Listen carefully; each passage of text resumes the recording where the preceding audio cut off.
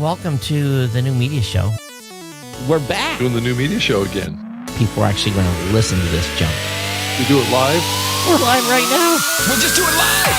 We're going live. We're going live. We just can't get enough. The new media show. Let's go. Just do it live. We're doing live. We're doing live. Bada bing, bada boom. The new media show. We do it live. Just do it live. We're doing live. We're doing live. We're doing live. The new media show. I'm like Adam Curry and you're more like John C. Dvorak. I think I am Adam Curry and you're the old curmudgeon. We do it live. Doing the new media show again. The new media show. Technology. We make it sound so special. And it is special. Welcome to the new media show, everyone. Hey, Rob, how you doing? I'm doing great, Todd. It's great to be here. So, it's another week of the new media show. I think we're well over 500 episodes now. I think we're pushing 600, right? No, I think we are, the number hasn't. Now, let me look at the official number. We're at 551. Yes, this will be 552 today. Okay, so we got another year to go to hit 600. Yeah, absolutely. and did you see the last show's album art? Yeah, I did. It was cool. It was pretty cool because I followed the intuition and I named the last show AI Discriminates Against Black Podcasters. And then the image is people that are protesting and almost having a riot around what looks like a big computer bank. And so I thought, did pretty good. And then the video one was not as good. But anyway, it sufficed. But I do have to say, we have some boost. Some boost have come in.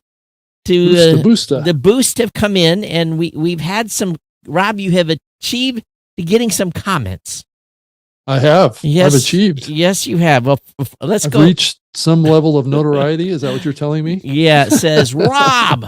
Steve says, Rob, just for clarity, Satoshi sats are Bitcoin, same as cents or dollars. It's just a term, not exchange. Linked or other coin currency. Lightning is off-chain Bitcoin accounting, like a bar tab or business cash drawer relative to a bank account. 333 sats.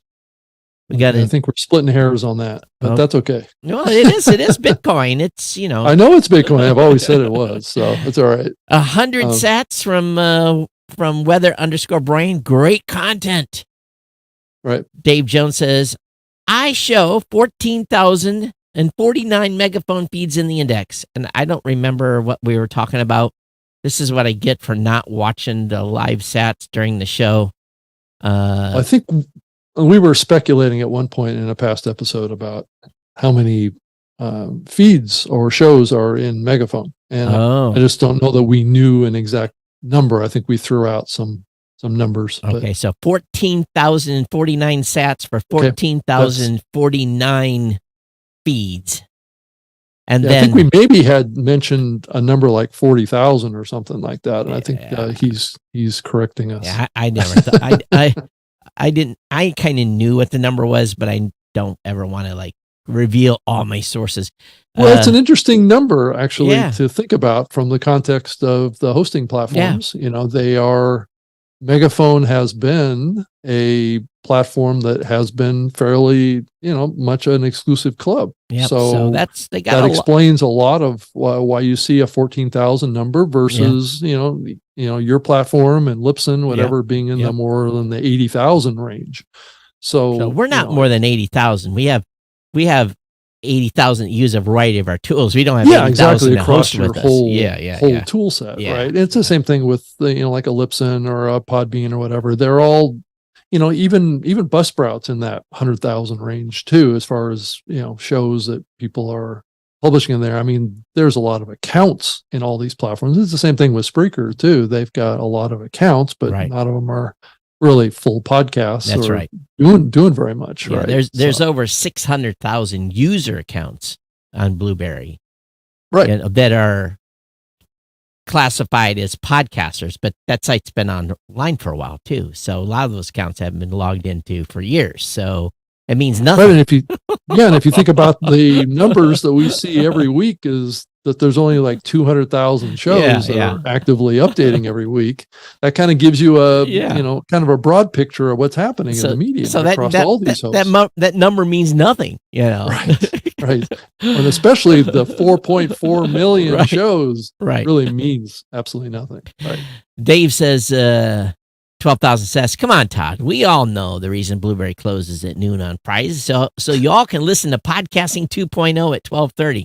Right. Well, I'm sure I do get that advantage now that I'm able to listen when they come online.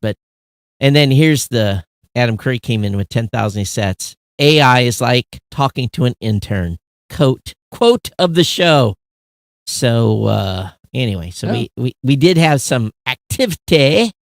Well, that's kind of how you thought about AI. I know a few months ago that's how you glowed about it. Well, I don't need to hire an assistant now because I have ChatGPT. Although just before the show, I said I might have to hire an assistant now because, we'll be honest with you. What it is we did hire somebody that's been with the team for a long time, that's been part-time, and we brought her on full-time, and we just got a lot to do. And part of it's also because we've been testing a bunch of tools.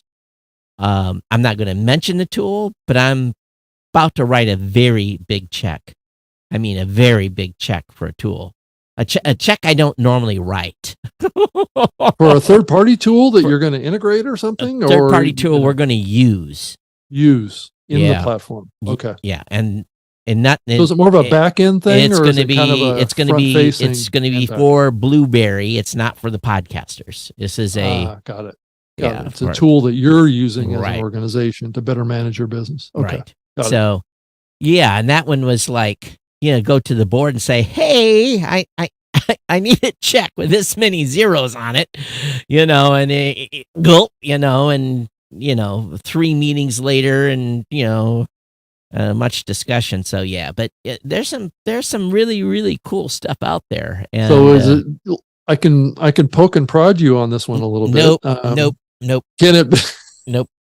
Because it's top secret. You got to go find it yourself. Oh, okay.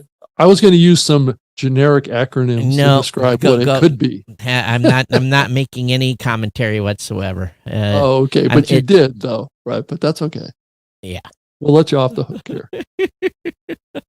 So anyway, I've been testing and continue to have a little bit of fun. And there are, I'm sure at Podcast Movement, we're probably going to see a dozen vendors there that are going to be promoting to podcasters their wares. And I don't want to get too far into the AI. That's what everybody does, doesn't they? Yeah. I don't want to get too far into the AI piece, but I just want to explain the process I'm using currently, just so everyone understands. And it's not the publishing process utilizing some AI tools. It's uncomplicated. Okay. Uncomplicated. It truly is. Well, that should be what the results are, right? Right. It's uncomplicated, right? So because I don't get my transcript until the way I work, and the other people that work differently, if you get your transcript before you publish your episode, then you can flip the script on how I do this. But what I do is, let's just take my tech show. My tech show, I pick one. I'll cover 30 topics in my tech show. I'll pick my lead story. Yeah. And then I will take that article from that lead story and I'll put that in ChatGPT, and I have a script that I have written. I've refined my script. And basically I ask it, give me 10 titles, write me a summary with so many words, give me a keyword, SEO associated keyword with that summary. And because I use Yoast, I say, give me a maximum of 143 character summary of the summary. Right. So I get 4 things. I get 10 titles. I get a summary. I get a keyword, usually 1 or 2 words. And I have to tell it to minimize it or give me 5. And I get a Yoast summary. So I take that data and along with the article that I have referenced, and I'll pick a title, copy the summary, do my own editing, basically personalizing it, make some personal commentary at the beginning and the end, get it really kind of cleaned up. And then I will, I also ask it to create me a description of a visual description of the summary. So the summary that I've asked, so I actually get 5 things: title, 10 titles, summary. I get the keyword, I get the Yoast summary, and I get a visual description. The visual description is not great, but sometimes it gives me enough ideas to get an image out of Midjourney. So then I go to Midjourney and I try to get a image that looks right. Meanwhile, the episode's uploading. And as soon as the episode's uploading, I usually have the base done of the post. And I'll go hit publish. Now, the way the Blueberry system currently works is because we create a closed caption file immediately after the show is published. So we've got the last master of the audio to create the summary from, to create the closed caption. At the same time, I get a text version of that delivered to our management system. So about 3 to 4 minutes after I've hit publish, and if it's basically first out there and the podcast is published, I'll get the transcript. Now, if you get your transcript before you publish your episode, you could take your transcript then, and currently I'm using Claude. And I tell Claude AI, this is the new way I've done it. I said, pick the top 10 stories. You pick the top 10 stories from this post or from this transcript and write me summaries for those top 10 stories. And then if you look at what's come out recently on Geek News Central, and we'll try this today with this show. We'll see what if it's able to discern, because it's easy to discern because I'm changing topics dramatically from article to article. But if you look at Geek News Central's latest post, my headline was Google enhances online safety. And then I've got my summary along with and then I put in here top story summaries, and it gives me title summary, title summary, title summary, title summary, title summary, title summary, all the way down. And then I get information about the sponsor, and I'm going to reformat this page now because of the way I'm doing this. It's laid out not quite the way I want it. And then at the bottom I have all the corresponding links and time hacks that go along with the content. So when you click on those links, does that activate the player? It does. It'll jump to that place in the player. So what I've done now is I've taken what I used to have of just a paragraph or 2 of show notes, and now I have a much richer summary. Now I have to edit every one of these. I have to look at Google improving Just make tools. Sure they're accurate. To make sure it's accurate, make sure that there's nothing been in there weird. But again, I tell Claude, I say, do not use external sources. Only use from what I have discussed in this text. So you have to be explicit about that and describe that, or is that built into your algorithm? That's what I tell it. Because I'll say, please write, pick the top 10, and I say, don't use external sources. I don't know if it will, but I'm telling it not to. And then I get these 10. So again, we have to remember one thing. They're saying, Todd, why are you doing this? I'm not doing this for the audience. You're doing it for Google. Doing it for Google. Right. Or Bing or whoever. Or whoever, right. Right. I'm not doing this for the audience. So that's the key takeaway here. Quit thinking about your blog post is something your audience, this is for discovery. This is to build better. Well, that's your ultimate goal. Is to better connect with the search results. So ultimately, what's going to happen is, and this is where podcasters are going to have to be very, very cognizant, and businesses too, search is changing. Yeah. All you have to do is go look at Bing and you can see how it's changing. Right. So, and Bing is the best example right now to go see where this is all going. So if you don't want to be eliminated, you have to now start feeding the language model. And this is for survivability 2 years from now. Yeah. I started, Todd, I've been trying to, over the last couple of days, I've been trying to train Chat GPT more and more just about me. Right. Because it doesn't seem to have a very good grasp of every time who I am. Every time you take and start a new chat, you erase the field. So you have to stay in the same chat. And to teach it about you, you have to stay in the same chat thread.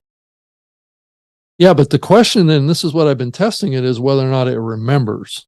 Yeah. So if I were to come back in a couple days later, do an entirely different query. Oh, no, it won't. It won't. Well, I've seen it learn. I've seen it learn a little bit. It doesn't always spit out the whole picture. Right. And it will very quickly and easily default back to, well, my data set's only from 2021 and all this kind of stuff. But it will give you a little bit of teaser from some of the new information. It will actually tell you when you give it new information. So let's say you give it your resume, right? Just say you put it in and say, add this to Rob Greenlee's, index profile or however you want to term it, and it'll go through and it'll scan it and it will summarize it. It'll rewrite it itself to some degree after you do that, but it will thank you for giving it the information. And what I've seen subsequent days afterwards is that if you do specific queries about certain aspects of that resume, it will pull back the information from that resume. So in a specific reference. So this is going to be the ultimate goal for me, is the tech show, the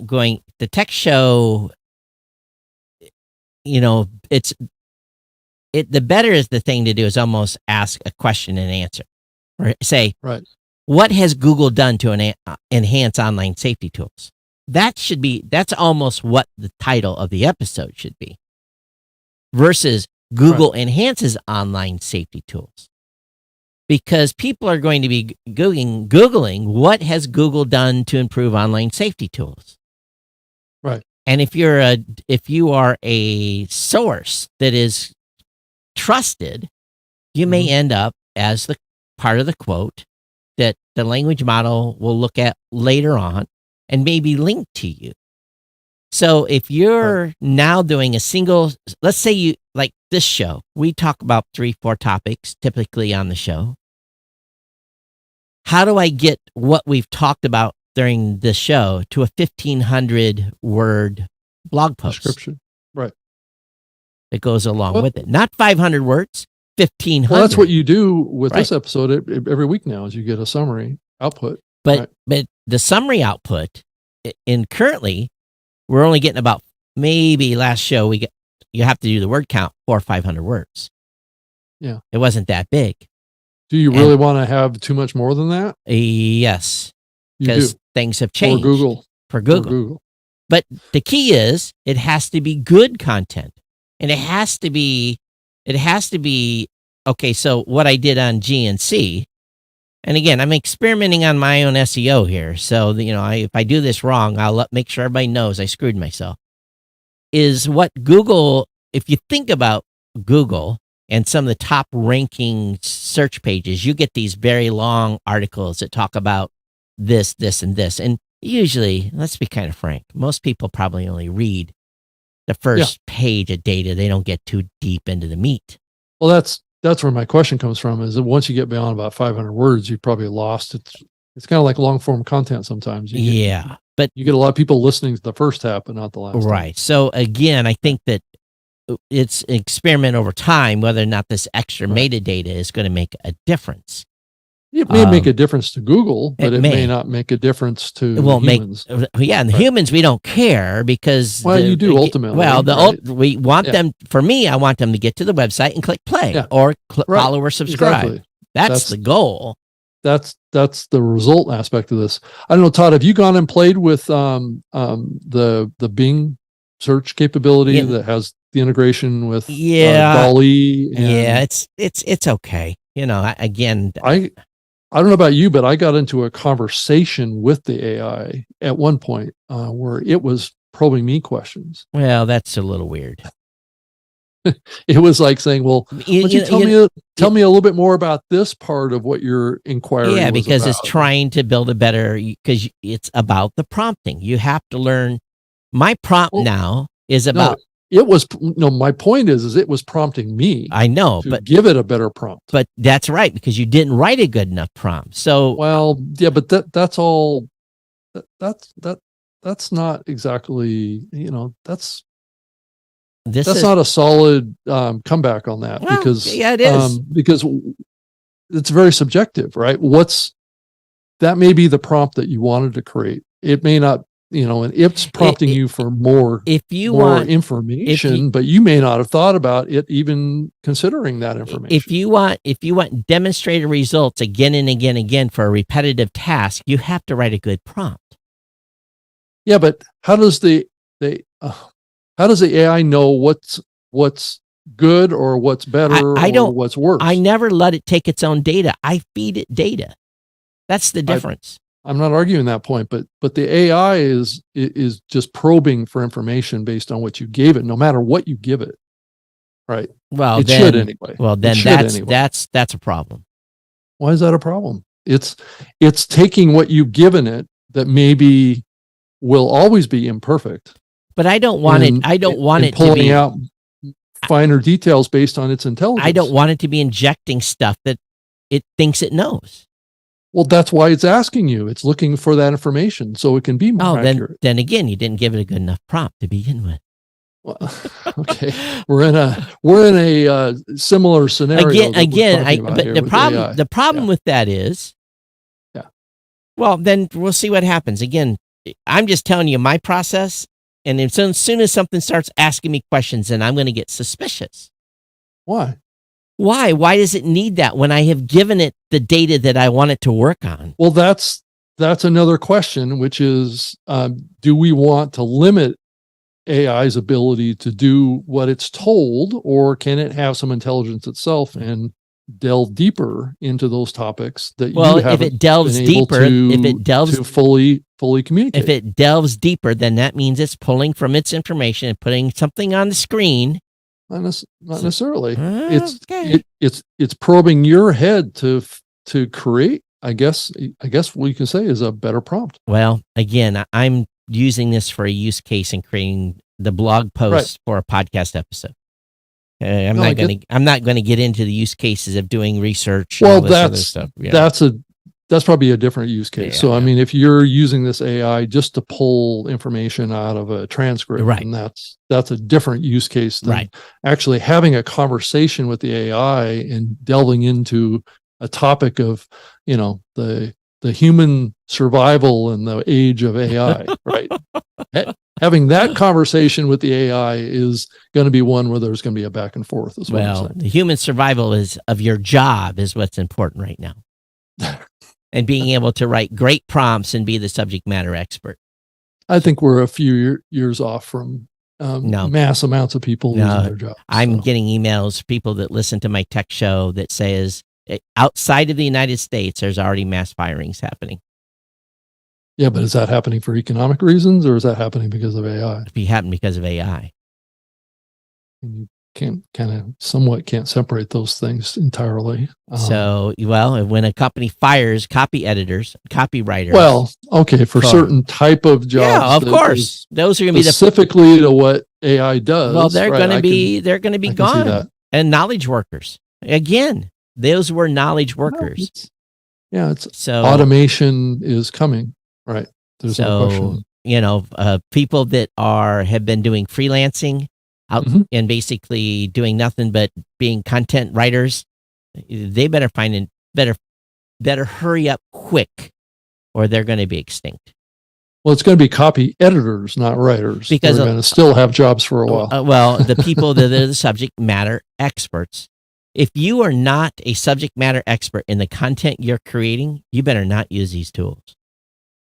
You better be very careful on the output that these tools give you if you are not the subject matter expert of. Well, that's kind of my point, is that you need to have enough expertise to be able to edit these things. Right. And to make sure that they're accurate representation of you. If you're going to use these to put them out there, right, they need to be edited. And who's going to edit the edits? And, I'm already seeing this, and I've mentioned this on the show before, is that you output from ChatGPT or any of these tools and you run it through Grammarly, and Grammarly rips them apart. So it's Grammarly is, I'm seeing 90 percentile scores by Grammarly. It's not bad. Yeah, it's not bad, but that's it why definitely wants to rewrite things. So that's the problem with transcripts. You don't want to run them through Grammarly. Oh no, Grammarly's going to change everything. No. But right. But again, this is okay for what I'm doing. I would have never done before. It took too much time. Why would I launch? Why would I write? Okay, one of the stories I covered on my Monday show was PayPal launches a new US dollar-backed stablecoin. That wasn't my headline, but I would have never wrote PayPal launched a new cryptocurrency stablecoin called PYUSD. It is backed 1-to-1 by the US dollar. So $1 of the PYUSD equals $1. Users can buy, sell, hold, transfer coins within PayPal system. Stablecoins attempt to provide the benefits of crypto with less volatility. So that came from my transcript. I would have never wrote that, but that's what I said. Yeah, that's true. I mean, there's been hundreds of episodes of this show that have never been summarized. Never been summarized. 550 shows have never been summarized. We could be called to the carpet for things that we said much more easily. Well, believe me, careful what you say, Todd. Yeah, I'll be editing. Don't worry. But it's going to go in the AI, and it's going to be part of our history, our work history. But if you think about this, for 3 or 4 years, maybe even 5 years, Google has been taking and creating summaries, creating this already within their own internal platform. Actually, I think Apple's been doing it too. Apple and Google. And so what have they been doing with those summaries? That's the question I've always asked. Well, they always said it was to generate better search results. Well, is it being fed into their language model? Who knows what it's being fed? Apple's going to have an AI platform. Yeah, they're going to their stuff's going to be tied to specific things that you do with their tools. It's the same thing that Microsoft's doing too. That they're tying it to individual products and things like that. But all these big tech companies are going to have big language models and graphics models and all that kind of stuff. I mean, it's going to be crazy over the next couple of years. So ultimately, I want to be able to train this thing to create chapter files too. So, that's kind of my next experiment that's coming up is I'm going to say within the transcript, okay, write me a chapter file, give me the time hacks, the topics, and I'll have the links already. Give me the time hacks and the topics of when this occurred, and write that in a summary output and see if I can get close to having my chapter file data kind of preempted and get the time hacks pretty close. Because now I pay Kirk to go through my show, find those break spots, write the time hacks down, and then come back behind after the show's produced to create the chapter files that go into these apps at podcastapps.com. So the AI does that, but they don't generate the links to the player. That has to be they don't. Right? Well, I've taught it already. As an example, Kirk, who does my pre-production, he creates in WordPress the title of the topic and the hyperlink going to the article. So I have that all in my, let me show you. For those of you that are watching, these time hacks that are in here,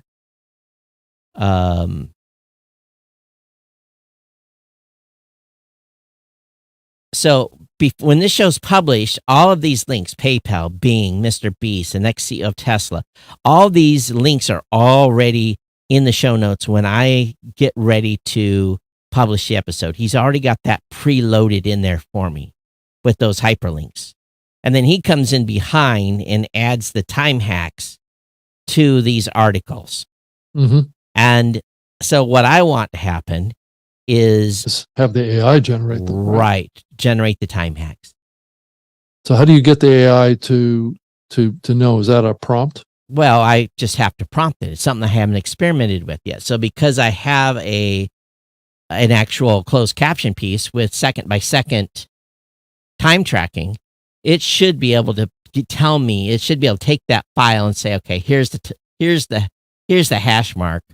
And if nothing else, all I would have to do is take that data, and maybe I still have to send it to Kirk and he QAs it, but maybe it gives him a little easier way to get through, because it probably takes him a half hour to an hour to get these chapter marks done that I pay for. If I can save him 15 minutes by being able to jump, it's time he's going to get back, and we'll just let the tool, get the rough for me, and then we'll go from there. So again, this is all experimental stuff, but the challenge is getting, well, let me tell you what else I do. So he's written these out, right? So I when I go to YouTube, and YouTube will not take HTML. YouTube will only take basically title and so let me go over here. Let me get to the last. It's a security vulnerability for them. Yeah. So they'll list the links. Don't get me. They'll do the links. So if we look here, yeah, I can put in. IRS will let users file taxes online. The full path, and it's a dash and the full path. Yeah. And they will show that in the episode information. That is all linked in the episode information. Where does that go when you click one of those links? Or it'll go to the content. So if I actually load that up, if I load that up in YouTube, or it'll go. Yeah, absolutely. Okay. So if I load that up and I go, okay, so that must be generated by YouTube then. See, look at that. See right there.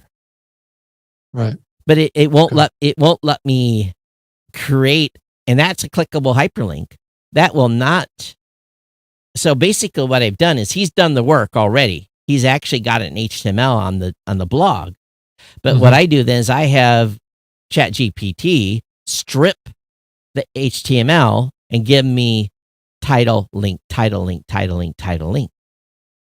So basically I'm able to put the hyperlinks. I never would do this for YouTube before because it took too much work.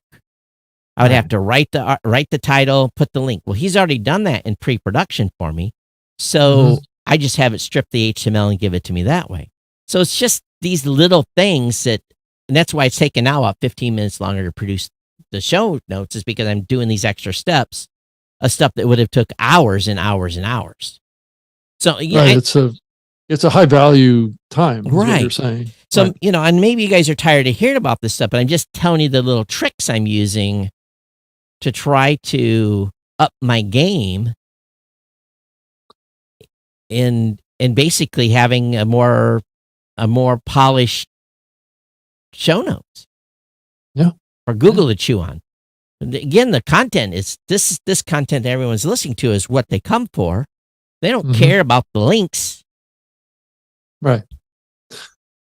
To change the subject a little bit here, Todd, I thought it was amusing as I think about you in the context of your history, which most people don't know your full history and the things that you've worked on over the past. But I saw in the news Acast basically announced that they're enabling real-time podcaster and advertiser collaboration with this new ad collab with host read ads. Did you see this? Yeah.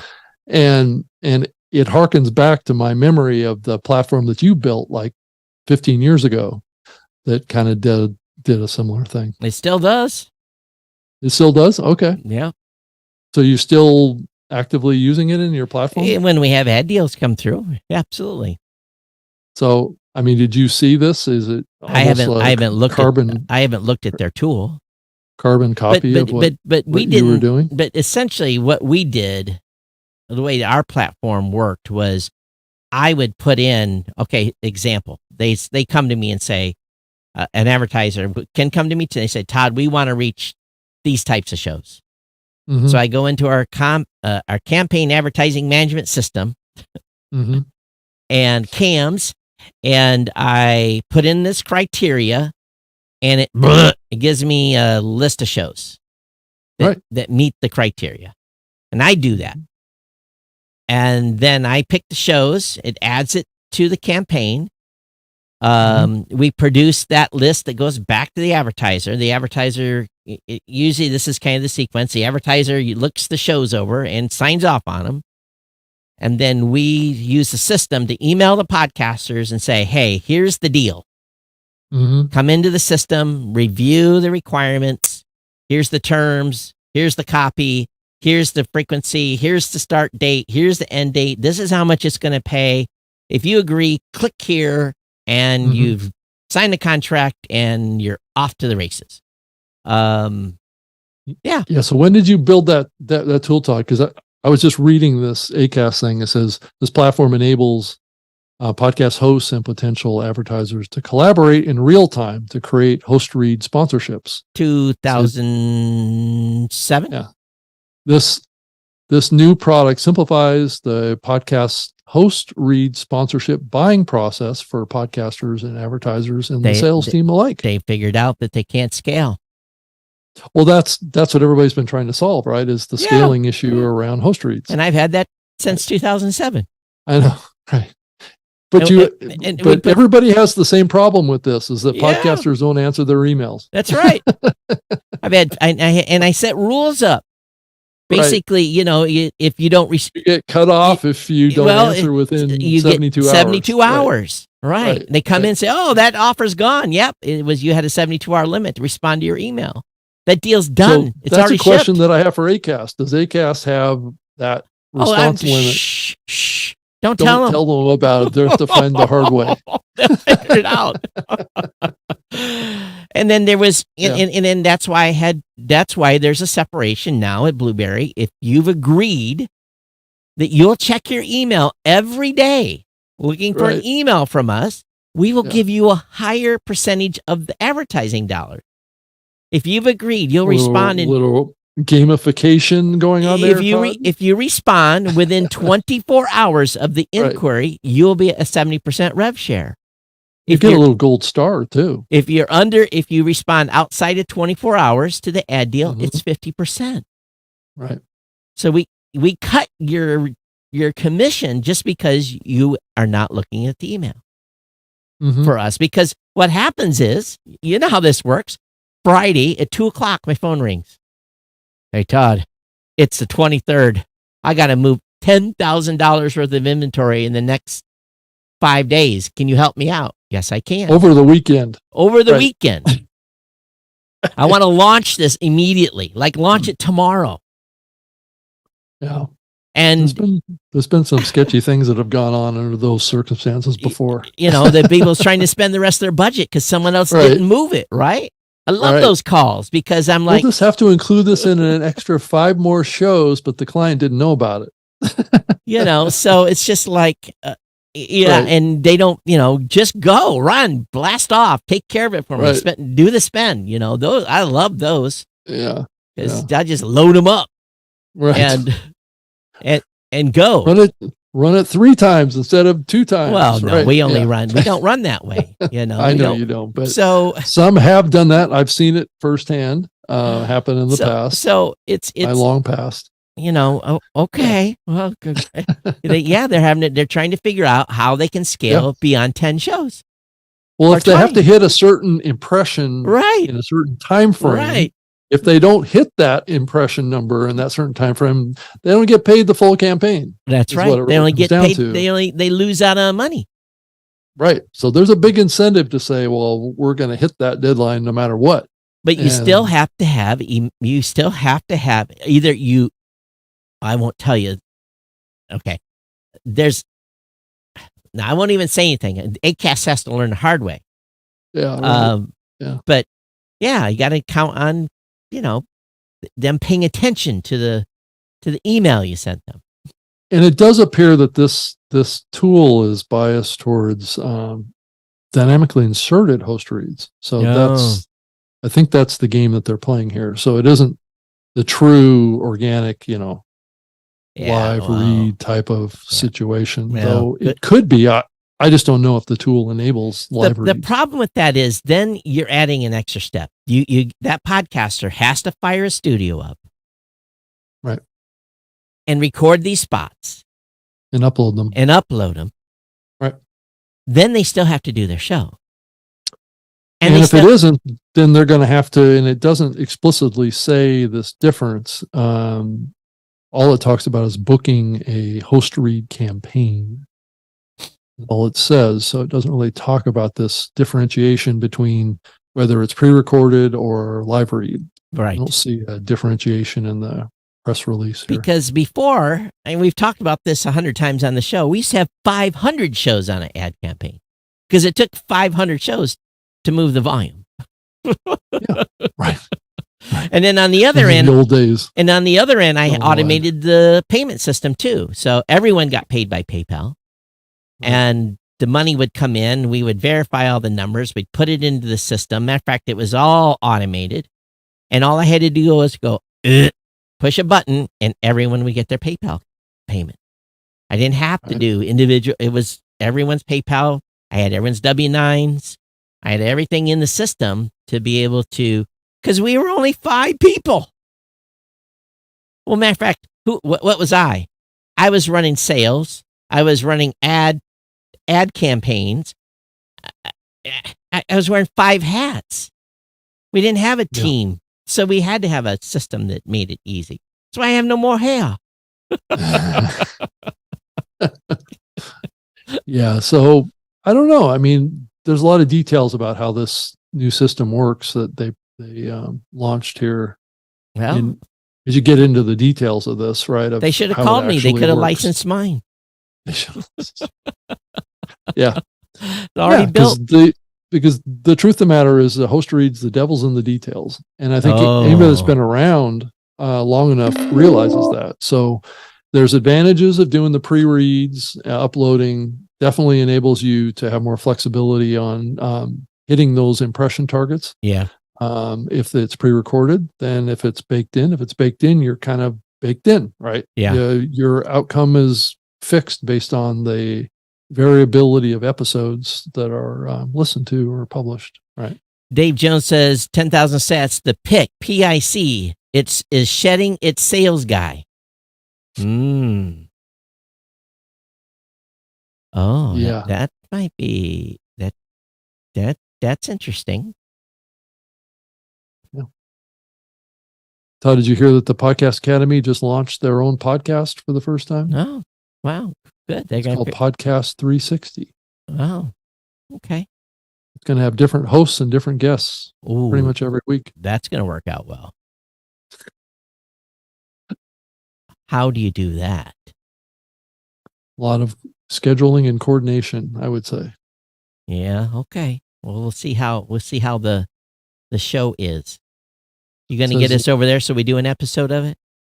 It says it launches, right. It launches, I guess, yesterday or something like that. It has a different host and a different interviewee each week. And the show features podcast company founders interviewing each other as they answer 3 questions all about podcasting.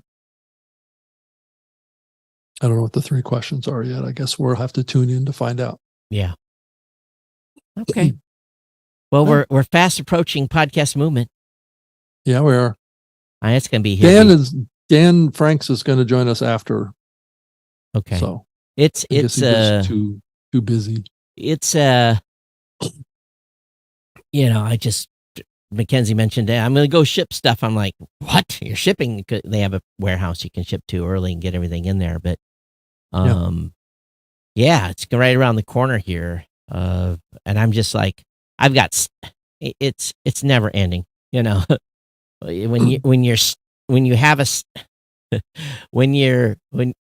your dev team says, hey, we're running short on task. You're like, oh my God, you've got your production team at full tilt. And then 4 of us are going to be out for a week. You're like, how am I going to keep up? So yeah, how many folks are you bringing to Podcast Movement this time? we'll have we have one gal's already in Denver, so she's going to come. Okay. And then actually 2 people that already live in the Denver area, so they're going to come, and then it'll be Mike and I, Kathy, and Ben. So 4 total. Yeah, that's a good crew. Yeah. So we'll see how things go at the event. Of course, heard the hotel sold out, so that isn't. I wonder how many rooms that was. I don't know what the block size was. Yeah, but when the hotel sells out, that's a pretty good sign. It is a good sign. So I guess there's a couple of spillover hotels that are fairly close. So if you haven't booked your hotel, there's options. Yeah, it's just not in the same facility. But in the same facility is kind of expensive. So maybe being offsite might be a little bit easier on the pocketbook. So yeah, who knows? that venue is never expending. It's the same company as that they had the one in Nashville, I believe. It's the same resort company. I think it's Marriott, right? Oh, I'm not sure. No, I think all the hotels that they've been doing their events at have been on the Bonvoy app. Oh, okay. Yeah, it probably is. So that's nice. I'll get some points while I'm there. They don't usually add up to much, though. That's the problem. I've been, whatever it is, double diamond or whatever their highest status is for years. Oh, you have? Well, because I locked it in when I was basically in 2004, I was essentially living at a Residence Inn in Waco, Texas for months at a time. So once you acquire so much status, you get to keep it. It's not like I'm staying 60 nights a year in a hotel anymore. Yeah, that's true. None of us are doing that as much as we used to. No, not at all. I was traveling a lot in the past. It's not doing as much at all. I am definitely not going to make my 100,000 miles with United this year unless something. Yeah, I've lost my premium status already. Yeah. So I carried. What saved me last year was going to Riyadh. That pushed me over. So unless there's a long flight. Well, it was also first class too. So those were some serious points for the distance, So unless we can catch one of those gigs again, I'm definitely not going to make status again this year. Yeah. But it's kind of a weird time in podcasting right now. If you follow the news about what's going on, so you're seeing this convergence of companies coming out saying that their revenue's up and they're growing and all this kind of stuff, and then there's other reports that are saying, well, this festival canceled their podcasts at the last minute, and so you're seeing this kind of I don't know if it's just like a mixer of conflicting news. Sometimes it's good, sometimes it's bad, all at the same time. There isn't just a general trend line that I feel, other than there's just fewer new shows being made. It comes at the end of the month. Every month, I look at the report. Is the green line above the red line? And iHeart even said that their numbers are up. Their podcast revenue is $97 million, up 12.9%. Okay. 25% quarter on quarter. Okay. And I mean, then it means I think you saw the same thing with Acast. Then it means people are listening. Well, it also means that the layoffs worked. That they're more profitable. Of course, it doesn't actually say they're more profitable. Well, they didn't say how much they lost. There's more revenue. It just says more revenue. But is that inflated dollars, or is that? But even though Acast made money, wasn't their stock getting delisted? Well, it was getting down to potentially being delisted. I don't know that it ever ultimately was. $1.21 or something like that. Yeah, it was pretty low, I think, there for a while. Might be a buy opportunity there. Yeah, they seem to be doing a lot of interesting stuff in the podcasting space. No question. They seem to be, growing. Well, yeah, we'll see over time. But yet, how come people keep getting laid off if everything's so hunky dory? It's an interesting thing to ask, Todd. I'm not sure that I have a clear answer on why we're seeing all these companies with glowing financial results and rocketing growth and sales and all this stuff, while at the same time they're letting go half of their staff. And if you hear the news, you hear the economy is fantastic, everyone's happy. I want to know what planet that information's coming from. I mean, I just wonder if this is really falling out from what Elon Musk did to Twitter when he took over. He just, and all these other tech CEOs are saying, well, shoot, we don't need all these employees. Let's just get rid of them. We'll be more profitable. But Rob, record jobs growth and everything. So come on now. Where's the beef? I know I just dated myself like 20 years. I know, but here's the thing where... what is going on here? I talk to people, I'm in a predominantly small rural community that the average medium income in this county, I think, is $35,000 a year. Mm-hmm. That's the median income level. So you think there's people below that and people above it. If it's 35,000, that's saying something, right? Right. People are struggling. They are struggling. You hear nothing about, and I ask when I go grocery shopping, I ask the checkout ladies, what are you seeing? She says people are just cut down on everything. They get bare essentials, nothing special, no treats, nothing extra. They're just getting the minimum amount of stuff they can buy to survive because cost of food and everything has been up so high. So maybe the cities are doing good, but rural America, I don't think it's in good shape. Well, it's an interesting perspective. I just looked at the Acast financial results, and it says for Q2 2023, net sales grew 22%, led by North America sales that were up 31%. So globally, they were up 31 right here in the U.S. Of course, they didn't have a huge presence here in the U.S., so that makes a little bit of sense. Total listens increased 4%. The company loss almost halved, so they've been continuing to lose money. So they're still losing money. Yeah, exactly. And it says the company says it's on track to getting to profit in 2024. How can you lose money when you have that much revenue coming in? I don't understand it. Well, that's I guess that explains the layoffs and the cutbacks. Right? Usually that's how they're getting to profit by eliminating staff. But usually 40% of your expenses is employees. Right. So and that's the easiest to trim. At the end of the day, that's the mechanism to get them to profit, and it looks like it's working. It's getting them to become profit in 2024. What are they keeping percentage-wise of those ad deals? They're keeping 20, 30%, I'm sure. At least 30.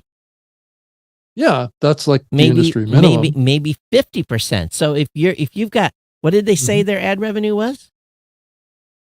It says American sales. Okay. What was total? U.S. sales were 8.4.5 million, or no, 84%, or 84 million. That was what was their global? It doesn't say in the post that I'm looking at what the global number is. Okay, so if they had $84 million in the United States, just in the U.S., and let's say they kept at a minimum 50% of that, that's $42 million. And you divide that by 12. No, this is for a quarter, right? Or a year?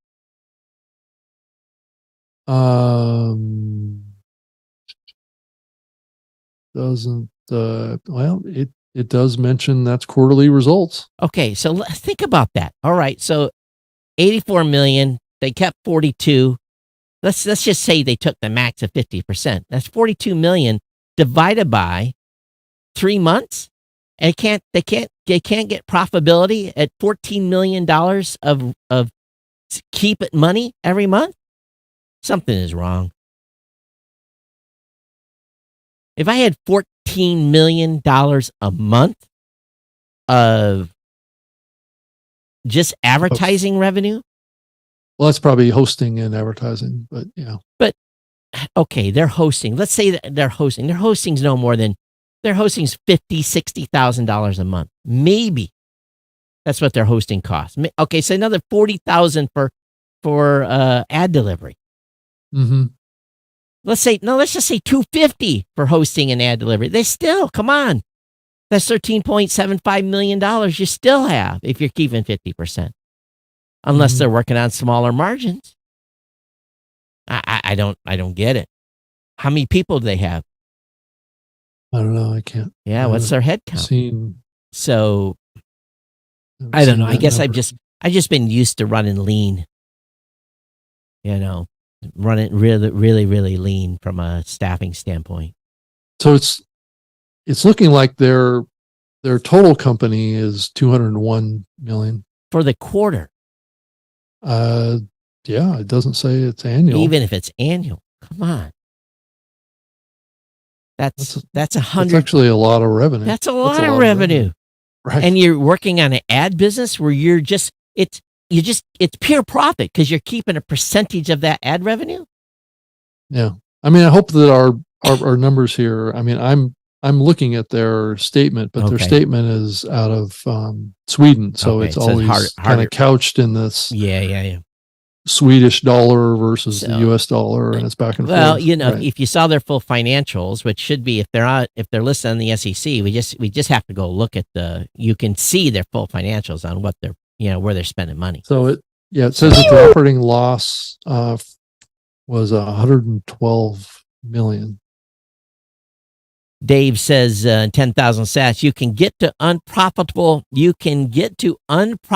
extreme revenue by perpetually undercutting competitors on price, which is unsustainable. That is true. Absolutely true. Sure. You can do that. Yep. You can cut your prices so low that you just lose and burn money and hope for the best and thinking you're going to kill your competitors. Well, I look at my own business. We do not spend more than we take in. Yeah, it says gross margin for the quarter was 30%. Said that's huge. That's business would die for 30% margin. But it says the second quarter of 2022 was negatively affected by one-off costs linked to certain podcast agreements. Yeah, so basically they had to pay their way out to get out of deals. They signed a big contract with President Barack Obama and Michigan. So those are the ones they had to get out of. They had to write the check. So I guess I don't know. I've always looked at, we build a little bit of a nest egg, and it's not this extreme amount of money, but you got to plan for a rainy day. Companies are complicated. I guess so. It's not always easy to pull it apart and really have a clear picture of what's going on. If they're on they have to file whatever that K thing is. You just have to look. But I thought they were SEC or something was about ready to delist them or something. Maybe I'm wrong. I had heard that too, that it dropped below $1 per share. It doesn't say what the share price is here that I'm looking at. But anyway, it's one of those deals where, I've seen tough times, 2008. Yeah. We came through 2008 pretty clean. Was pretty lucky in 2008. But it does seem like the industry is weathering the storm fairly well, but there's continuing consolidations. Sure. I think there's been some listening platforms that have kind of faded away that I've kind of noticed. So there is a consolidation of power to some degree going on in the podcasting space right now. Right. Well, but I guess that's what happens over time. It's just a complicated industry now because it's much more global than it's ever been. Yeah. And it's hard to get a clear picture on, especially when these companies are coming from Europe and they're interfacing with with the U.S. and blending their sales results. It's, I know Acast has a pretty strong presence in Europe and outside of the U.S. And some of those countries have extremely liberal leave policies. And, so. Outside of the U.S., the advertising market's still, very immature. It's, 3 or 4 years behind the U.S. You think so? Well, that's always been the talk. I think it's been catching up very quickly. I think you're looking out across the world. It's had the opportunity to learn from things that have happened in the U.S. to some degree, and maybe is fast forwarding through it, a little faster. Well, I think it is. I mean, I've always heard that the CPMs are a little bit less outside of the U.S., especially on programmatic. And I still remain pretty happy with our programmatic. Yeah, some shows are doing really, really, really well. So, are you pumping a lot of ads into shows outside of the U.S. as well? People, ones that are being heard in other countries around the world. Are they running local ads? Some countries better than others. You look at like the top 6 or 7, they do okay, but you get outside of those countries, like Canada and UK and Brazil and those UK, right. those do okay, but you get beyond that, it's challenging. Yeah, for sure. But yeah, it's definitely a global space, and so how do you think podcast movement's going to be this time? Do you think it's going to be, packed house? We'll see. Yeah, I have no expectation of numbers, or if the hotel's sold out, that's usually a pretty good sign. It's going to be pretty big, because most of besides Podfest did pretty well the spring, but there's really been very little regional stuff that's been going on. So, I think that, you see some of these small ones, you're going to go up and hang out with Joe on the East Coast in Philly. Are you going down to the indie Podfest or whatever? To the indie Podfest, no, I have PodCon, sorry. I have not gotten an invite to go to PodCon, so, unless they want us to come and speak or something, we're being careful on events. There has to be a significant return on the investment of going and being at these events and being there. Trade shows are not what they used to be. I think there's really a massive investment that's been made by many of the hosts in kind of more online marketing. Yeah. And have shifted dollars away from events and driven them more into, sponsored link campaigns, creating content and YouTube and Facebook and LinkedIn. You look at the budget that Buzzsprout, Podbean, Libsyn, and others are spending on SEM. They could probably have the biggest conference in the space by the amount of money that they're spending on SEM right now. So, well, they wouldn't be doing it if it didn't work. So, to some degree, so that's the thing. And I know Libsyn really shifted dramatically to creating a lot more online video content. Yep. And I think that's a huge shift in the industry just in general, is back towards video again. I know both of us are very kind of old school when it comes to realizing that video has really always been a big part of podcasting, but it just feels like we're in a different age now. And TikTok and what's going on with X now is going to be interesting to see if that unfolds and X turns into another podcast consumption platform again. It comes full circle. I don't know. We'll see. But we'll see. Yeah, if you're spending $40,000 a month per company on SEM, it's just you're just battling with one another. The price continues to go up. So, that's a big number. That's a I think it even number. I think it even got to a point where competitors were buying their competitors' names. Oh yeah, they still do. Right. They still do. And to basically buy against that's $10,000 a month to buy against that. Right. And you're basically getting the number one placement on a search for your competitor. Right. So, right. Which is, I don't know if it's the most ethical thing to do, but well, that's doing business. That's, there's no rules in business. Google wins on that one. Yes, they do. And they're very much wanting to help you. They'll go, I'm sure they are. They call you and say, "Hey, we'd love to work with you," and buy all your competitors' names. Yeah, and they do an analysis for you, and they said, "Well, you come in with this 6-digit figure every month. We can help you." Todd, did you know that you can now record your podcast at Podcast Movement? Oh, about this? Wow. Okay. Well, they're going to have a booth again. As far as a recording booth, yeah. I don't know about that. I just saw it in the headlines here. And did you sign up for the Brain Date? No, I have not. Event that's going on where you can kind of set up your own little kind of like group table discussion. No, did you?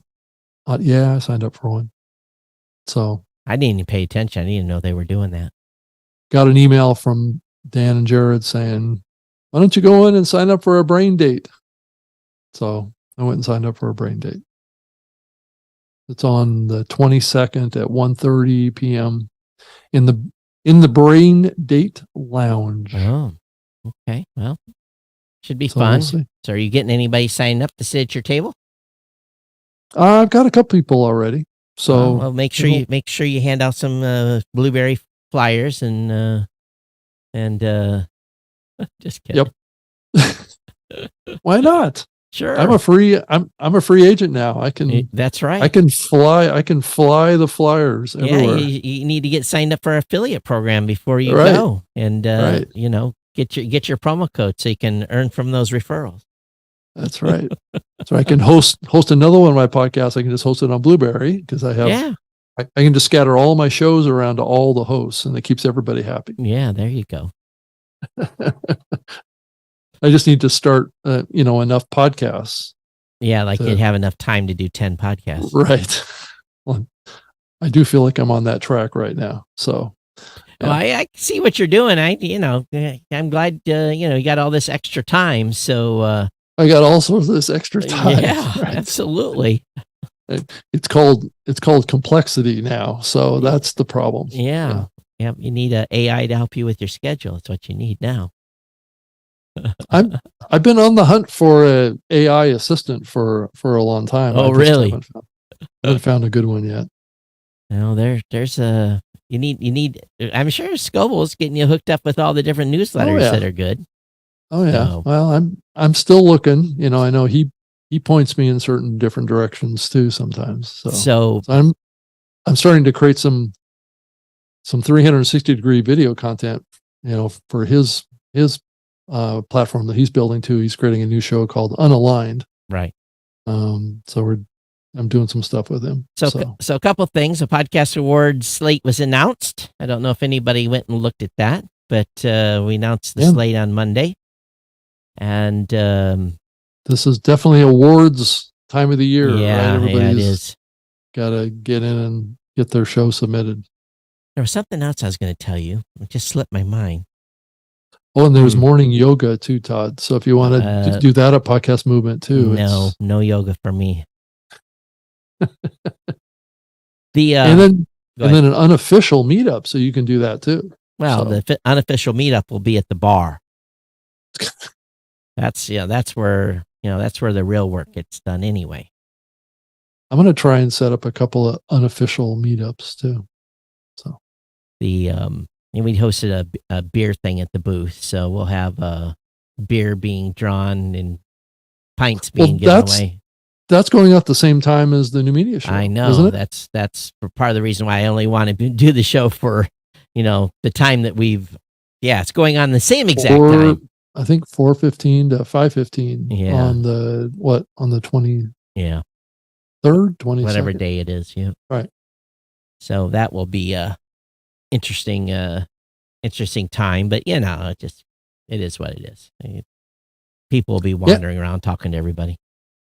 Well, Todd, I'm gonna be bringing with me a couple of video cameras, so hopefully we can at least record the video out of that. Yeah, that'd be fine. Yeah. That new media session that we're doing there. Yeah, bring a. I don't know that it'll be live, but I'm gonna try and do live. So hopefully we can pull that together again. And then I have a 360-degree video camera I'm going to set up. Also, so right.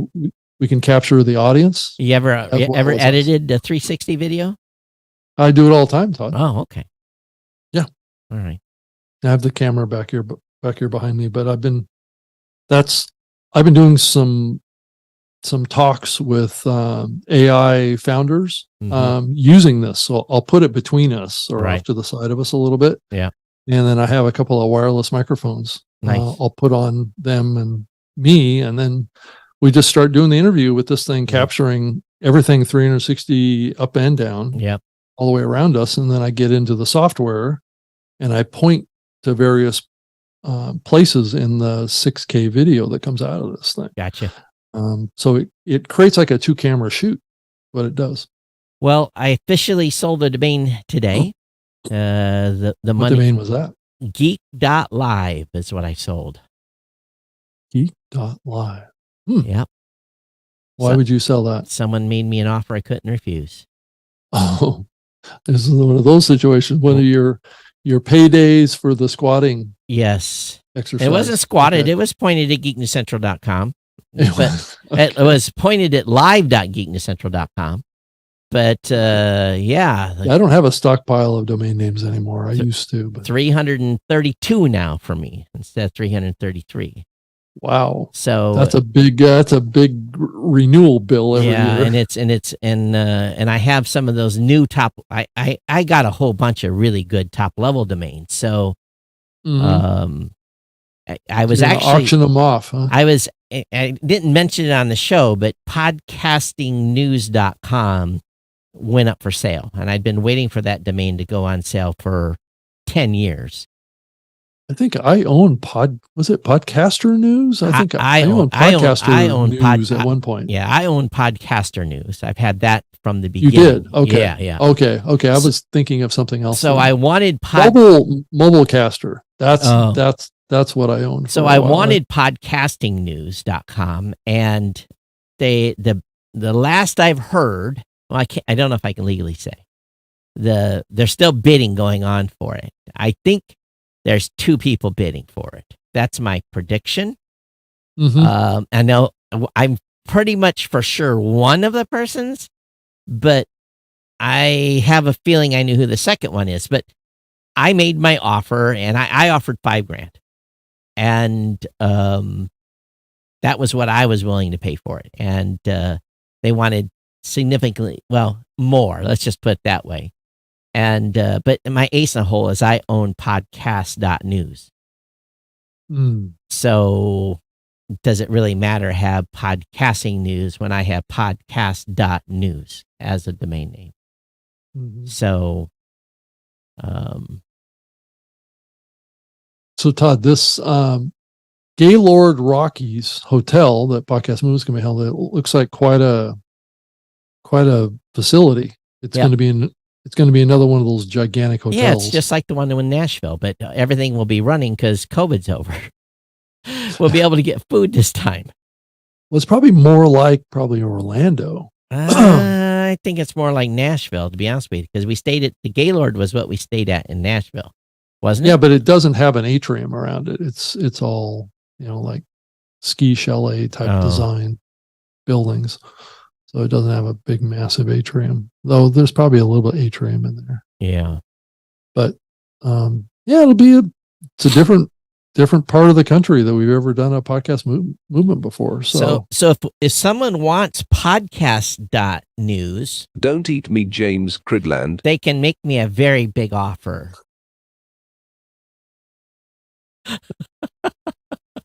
That's the last thing James needs is another domain name. You know that he had, some pretty significant outages of his little platform that he has. Oh, really? A couple of days, yeah. Oh, what happened? I don't know what happened. He just had a bunch of his tools kind of go down on him because that's painful. He tried to automate a lot of that stuff with Pod News. Yeah. And I know he's working on a couple of new projects that he hasn't rolled them out yet, but he's, so he's had a little technical challenge over the last couple of days. So you had Sound Profitable go daily. Pod News is daily. Well, that's a whole other conversation about what's going on between them, Pod News and there's nothing going on between Sounds Profitable. There's nothing going on between them. Well, other than competitiveness. Right. Considering Sounds Profitable just launched a daily podcast and a weekly podcast and a newsletter. And their podcast went daily too? Yeah. Oh, man. Tom's doing a daily podcast, just like Tom, James is. Tom. Don't eat me, Tom Webster. So here's the thing, my friend. I hope you have a production team. Tom actually mentioned in YouTube earlier. Yeah, good luck with that. But anyway, the daily. The only person the longest I've ever seen anyone last doing a daily show. I think 4 days a week to be accurate, I think is okay. What it That's okay. I know someone was 5. He went 3.5. Well, James is 5. Well, there's only one person I knew that has been able to survive daily. The longest he went was 3.5 years. So yeah, but there's plenty of radio talent that does 5 days a week. But yeah, no, I know what you're saying, Todd. It's grueling, but I guess as Tom wrote in his post, he's got with all the extra time he has now, he can podcast every day. That's hard. That's hard. 4 days a week. That's still now. If you can record, if you're reporting the news, then you're married to us, like milking a cow. So it is right, and that's yeah. So it's the newsletter is just like with James, right? It's the newsletter is the focus. And all this is derivative content from the newsletter. Good, more power to you. But the weekly podcast from James has really turned into being kind of a little bit different. Yeah, probably more competitive to what we do, but in some ways not even competitive to what we do because we don't have anything. We don't have a lot of guests, and we don't have and we don't. We're not very structured yet. I was a guest co-host with James on that show just a few weeks ago. And so that show is much more regimented than this one is. Yeah. I mean, we just don't have any kind of outline or pre-planning or whatever. We just kind of make it up as we go along. And as I've heard before, it's like, yes, and it sounds like it. So Tom says, gee, thanks for the vote of confidence. No, I'm just worried about your health, my friend. No, honestly, because I think you'll be fine. I know, but 4 days a week is a lot. It's a lot. It's a grind. Yeah, but I don't know that I've heard how long the episode is either. Well, I don't know that he's doing like an hour. There's still an X amount of production that has to be done. You're going to be an hour or two unless you got help. If you got help, then if you record the show and you're gone, then good. That's. I mean, Tom is a pretty talented presenter. So, I understand that, but he might be able to pull it off. But again, it would be like a single take type of situation. Oh, I know it'll be a single take, and he's going to pull it off. But I'm just saying, every day is hard.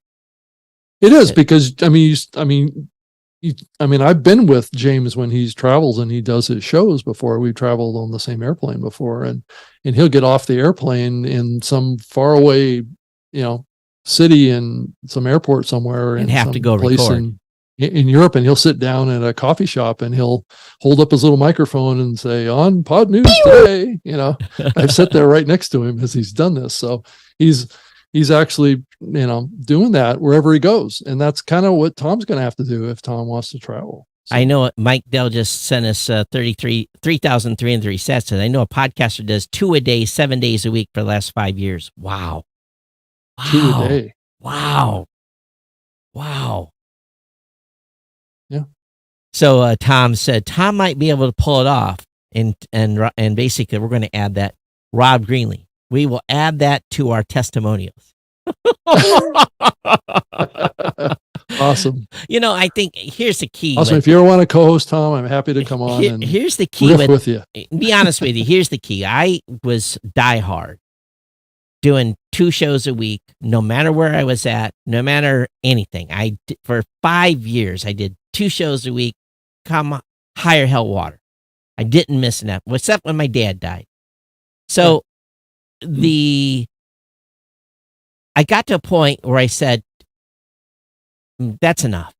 And so I would my only advice, Tom, is if you don't feel it, don't be afraid to say, we're not doing a show today. Because sometimes you just can. And if you build that expectation in the audience, we're going to try to do 4 days a week, but if I miss one, don't hate on me. I think that's a better strategy long term, because stuff comes up. Well, it is true too that if you build a fan base for the show, they are going to hate you for not doing an episode. Well, but my audience did. They would when I would miss a show. Where are you? I had to get 500 emails. Like, what happened? Did you get hit by a car? Yeah. Did you fall off a truck? Right. So hit by a beer truck. So then I build into the audience. Said, hey, if I'm not feeling good, if I've got a cold or whatever, I'm not gonna do the show. If I don't have the energy, so. Well, it's like what happens to this show sometimes. I mean, we just drop out. It's only been recently that I've been trying to do a couple solo shows. That's fine. Without you when you're traveling. That keeps the numbers up. Yep. Keeps people engaged. They don't go find something else. So. Yeah. As long as I don't turn into a big commercial or something. They accuse you of being a big commercial for Twit. Right. Right. So, as long as I can get in here and contribute in a positive way, I will. Right. So if you're on the road, StreamYard to the rescue, will come in and save the day. And and we will keep this boat flowing. The problem is that now I've got more shows to listen to. The late reason I don't like dailies is because it's certain shows I have to listen to every episode. And now it's just going to add to more of the stuff that I'm going to be behind listening on. Yeah. There's a show now that comes out every Monday. I'm waiting for it to drop. As soon as it drops, I'm play. It's one of those shows now. It's a new show that I'm listening to that I do not miss. So is it about AI? Yeah. It's called Macon. Maicon. Okay. Yeah. And I've heard of a couple of new AI shows that are popping up. These guys are one not to miss. Yeah. It's called Acon? Macon. Maicon. Macon. Yeah. Macon. Okay. The marketing AI show. It's definitely. And certainly Robert Scoble's a good one to follow too at Scobleizer. He's talking about a lot of different tools and stuff too. This is more. He shares kind of insights into cutting edge AI and AR and augmented reality type of experiences. And Tom says, try doing radio, guys. Geez, you guys talk like we're breaking rocks here. No, well, usually if you're doing radio, I know usually those radio guys will do like 3 hours every day. But they have a team. Well, they're not solo. And I'm not saying Tom's solo, but usually they have a team. They have a production team. Right. Well, if you look at the big, the top 5 talk podcasters, radio guys out there, they have whole production teams. Yeah. They got people that are working all day long on what's going to happen on the next day show. Gathering stories and getting those kind of, they have especially if they're doing video stuff. They have right? their If talking, they're doing live. Yeah, they have their talking sheets and all that stuff. So, that's big money. Well, and there are promos they have to do, and then they want to display like screenshots behind them and things like that. It takes coordination to pull that stuff off, and sometimes it takes a team. I mean, that's what StreamYard tries to do, is they try and give you the tools to do the same thing that little big talkers do. Yeah, Beauty Bible says I have recorded 30 days straight, 16 different times, total fail. So what is that's called? What is that event when they do that 30 days in a row? It's I think Jessica was the one that came up with it. What is the? Oh, there's a word for it. It'll come to me. Maybe Beauty Bubble will help me. It's when you basically they have a month where people say create an episode every day of the month. Right, and just try and see what happens. Yeah. Right. I think too is what happens. What I saw with my tech show. And of course, it's different. I tried to go to 3 days a week once. Is there was not enough time in between episodes, so like the Monday episode would do good, the Wednesday episode would do okay, and the Friday episode bombed. So doing a Monday episode and a Thursday episode kind of covered me, and I didn't get this like the Monday episode didn't have the staircase thing going on. You may not have enough time between the episodes to really gather up topics. And they did well. I had no problem with topics. The problem was because I could do a daily show if I didn't have nothing else to do.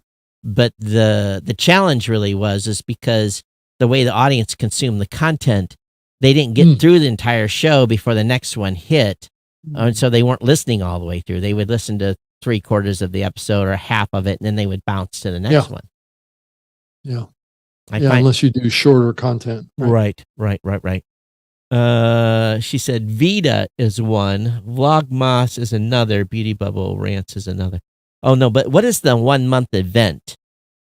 There's actually an event where people record for a whole month. I can't remember what it's called. I can't remember. Yeah, but it's a strange name. Someone's gonna be listening later and send me an email what it is. Na Pod Pomo. Mike helped me out in Facebook chat. Na Pod Pomo is the when they do that every year where they do 30 days. And hi, Baina. Thanks for saying hello. And so we had a good crowd online today. We're close to the end, Mike. Mike, Rob. Mike.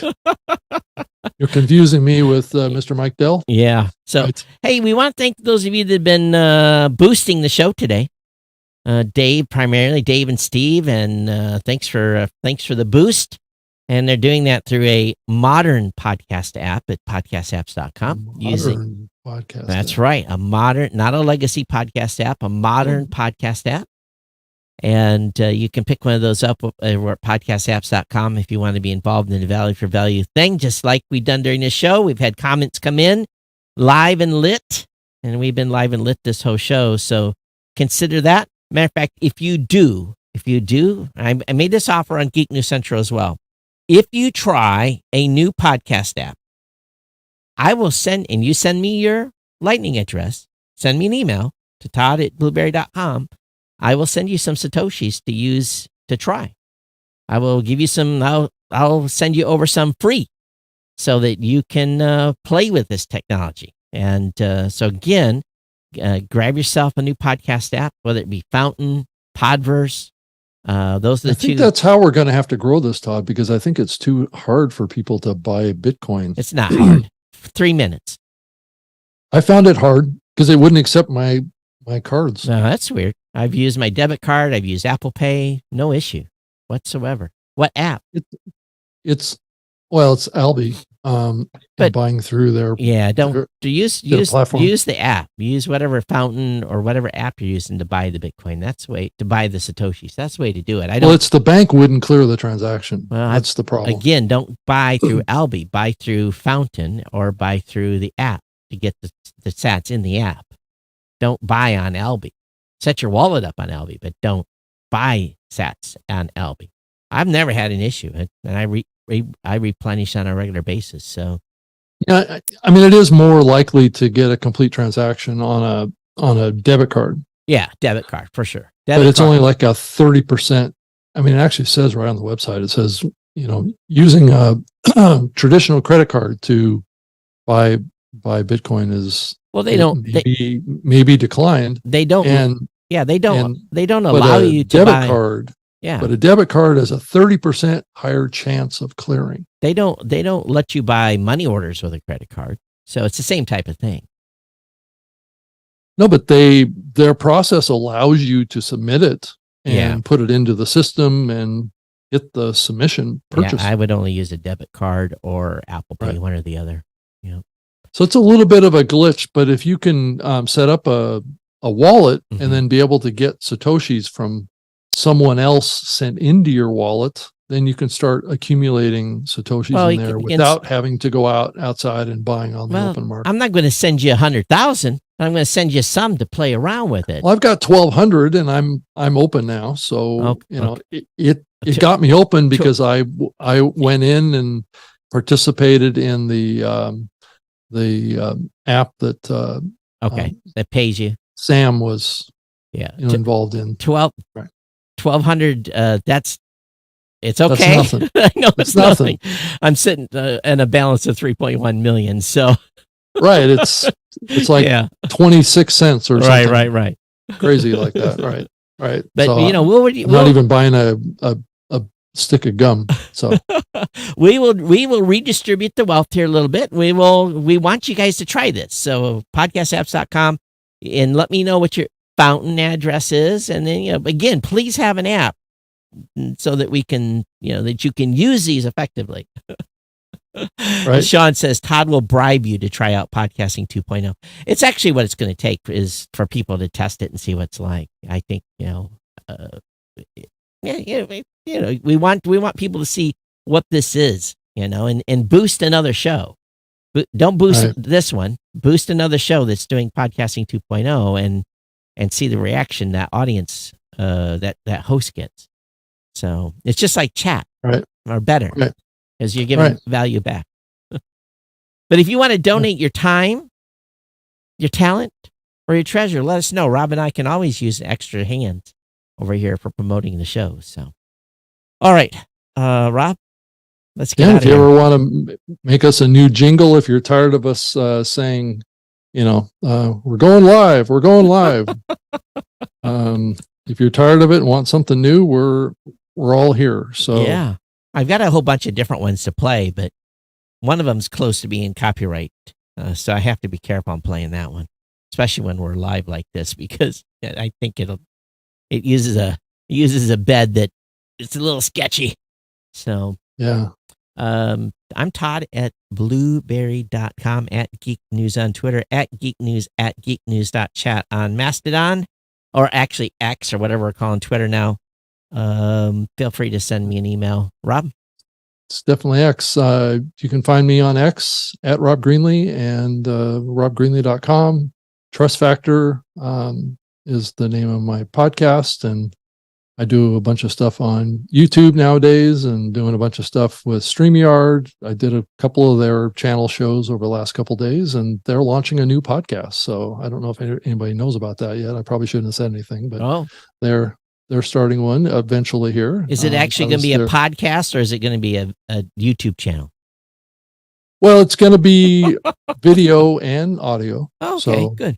So they're going to do this converged strategy, which is what I've been a proponent of for a while now. So of trying to do both and put those both out. Have them come host with us. Appropriate places. Have them come host with us. They can have a true video podcast too. Right. That's true. It's true. I'll have to talk to them about that. Yeah, absolutely. Yeah. All right, everyone. Well, yes, we will be back here next week for another show. So I think we're still good. This is August 9th, so I believe we'll still be here. Just one more show, and then we'll be doing live on stage at Podcast Movement. Yes, indeed. We'll see if we can get the recording this time.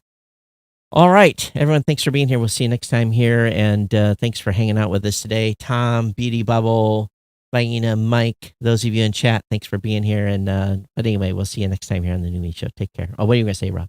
Go ahead. Oh, I was just going to say I sent you my Albi link. Oh, okay. In the text chat. All right, then I can put you in the split. You can be an official split on the show. We can start building your sats.